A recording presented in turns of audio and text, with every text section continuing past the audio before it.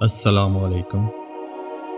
آج جو قصہ میں آپ کو سنانے جا رہا ہوں وہ ہے حضرت عمر رضی اللہ تعالیٰ عنہ کی خلافت کا حال۔ حضرت عمر رضی اللہ تعالیٰ عنہ بسا اوقات ایک تنکا ہاتھ میں لیتے اور فرماتے کاش میں یہ تنکا ہوتا، کبھی فرماتے کاش مجھے میری ماں نے جنا ہی نہ ہوتا۔ ایک مرتبہ کسی کام میں مشغول تھے، ایک شخص آیا اور کہنے لگا کہ فلاں شخص نے مجھ پر ظلم کیا ہے، آپ چل کر مجھے بدلہ دلوا دیجئے۔ آپ نے اس کے ایک درہ مار دیا کہ جب میں اس کام کے لیے بیٹھتا ہوں اس وقت تو آتے نہیں، جب میں دوسرے کاموں میں مشغول ہو جاتا ہوں تو آ کر کہتے ہیں کہ بدلہ دلوا دو۔ وہ شخص چلا گیا۔ آپ نے آدمی بھیج کر اس کو بلوایا اور درہ اس کو دے کر فرمایا کہ بدلہ لے لو۔ اس نے عرض کیا کہ میں نے اللہ کے واسطے معاف کیا۔ گھر تشریف لائے، 2 رکعت نماز پڑھی، اس کے بعد اپنے آپ کو خطاب کر کے فرمایا اے عمر، تو کمینہ تھا، اللہ نے تجھ کو اونچا کیا، تو گمراہ تھا، اللہ نے تجھ کو ہدایت کی، تو ذلیل تھا، اللہ نے تجھے عزت دی، پھر لوگوں کا بادشاہ بنایا۔ اب ایک شخص آ کر کہتا ہے کہ مجھے ظلم کا بدلہ دلوا دے تو اس کو مارتا ہے، کل کو قیامت کے دن اپنے رب کو کیا جواب دے گا؟ بڑی دیر تک اسی طرح اپنے آپ کو ملامت کرتے رہے۔ آپ کے غلام حضرت اسلم رضی اللہ تعالیٰ عنہ کہتے ہیں کہ میں ایک مرتبہ حضرت عمر رضی اللہ تعالیٰ عنہ کے ساتھ حرہ کی طرف جا رہا تھا۔ ایک جگہ آگ جلتی ہوئی جنگل میں نظر آئی۔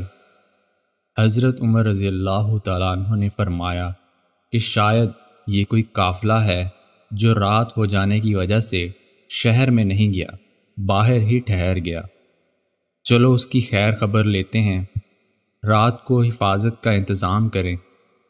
وہاں پہنچے تو دیکھا کہ ایک عورت ہے جس کے ساتھ چند بچے ہیں جو رو رہے ہیں اور چلا رہے ہیں، اور ایک دیگچی چولہے پر رکھی ہے جس میں پانی بھرا ہوا ہے اور اس کے نیچے آگ جل رہی ہے۔ انہوں نے سلام کیا اور قریب آنے کی اجازت لے کر اس کے پاس گئے اور پوچھا کہ یہ بچے کیوں رو رہے ہیں؟ عورت نے کہا کہ بھوک سے لاچار ہو کر رو رہے ہیں۔ دریافت فرمایا کہ اس دیگچی میں کیا ہے؟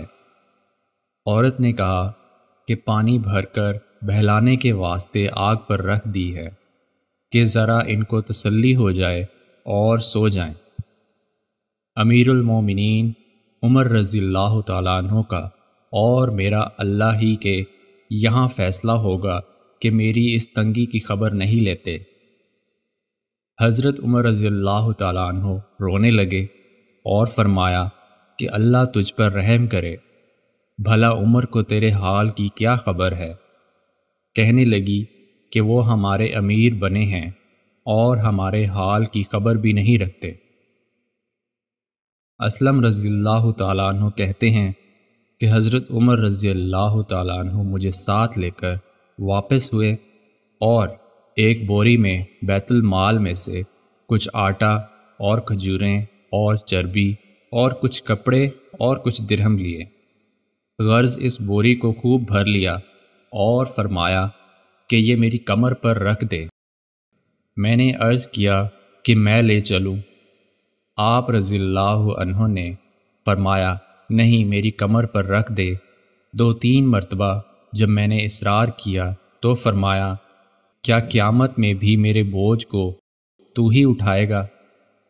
اس کو میں ہی اٹھاؤں گا، اس لیے کہ قیامت میں مجھ ہی سے اس کا سوال ہوگا۔ میں نے مجبور ہو کر بوری کو آپ کی کمر پر رکھ دیا۔ آپ نہایت تیزی کے ساتھ اس کے پاس تشریف لے گئے، میں بھی ساتھ تھا۔ وہاں پہنچ کر اس دیگچی میں آٹا اور کچھ چربی اور کھجوریں ڈالیں اور اس کو چلانا شروع کیا اور چولہے میں خود ہی پھونک مارنا شروع کیا۔ اسلم رضی اللہ تعالیٰ عنہ کہتے ہیں کہ آپ کی گنجان داڑھی سے دھواں نکلتا ہوا میں دیکھتا رہا حتیٰ کہ ہریرا سا تیار ہو گیا۔ اس کے بعد آپ نے اپنے دست مبارک سے نکال کر ان کو کھلایا۔ وہ سیر ہو کر خوب ہنسی کھیل میں مشغول ہو گئے اور جو بچا تھا وہ دوسرے وقت کے واسطے ان کے حوالے کر دیا۔ وہ عورت بہت خوش ہوئی اور کہنے لگی، اللہ تعالیٰ تمہیں جزائے خیر دے، تم تھے اس کے مستحق کہ بجائے حضرت عمر کے تم ہی خلیفہ بنائے جاتے۔ حضرت عمر رضی اللہ تعالیٰ عنہ نے اس کو تسلی دی اور فرمایا کہ جب تم خلیفہ کے پاس جاؤ گی تو مجھ کو بھی وہیں پاؤ گی۔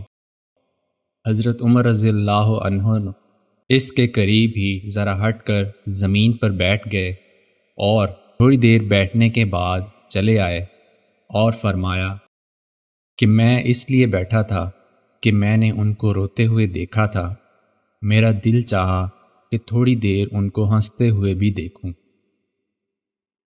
صبح کی نماز میں اکثر سورہ کہف، طٰہٰ وغیرہ بڑی صورتیں پڑھتے اور روتے کہ کئی صفوں تک آواز جاتی۔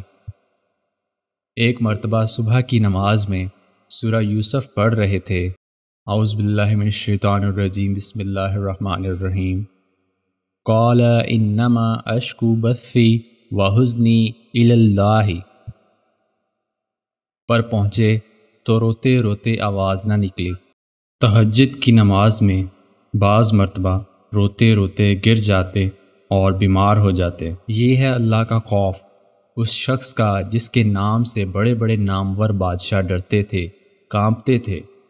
آج بھی 1350 برس کے زمانہ تک ان کا دبدبہ مانا ہوا ہے۔ آج کوئی بادشاہ نہیں، حاکم نہیں، کوئی معمولی سا امیر بھی اپنی رعایا کے ساتھ ایسا برتاؤ کرتا ہے؟ پوری ویڈیو دیکھنے کا شکریہ۔ اگر آپ کو یہ ویڈیو پسند آئی اور اس طرح کی اور بھی ویڈیوز دیکھنی ہیں تو لائک کر دیں اور سبسکرائب کر دیں۔ میں آپ سے ملتا ہوں اگلی ویڈیو میں، تب تک کے لیے اللہ حافظ۔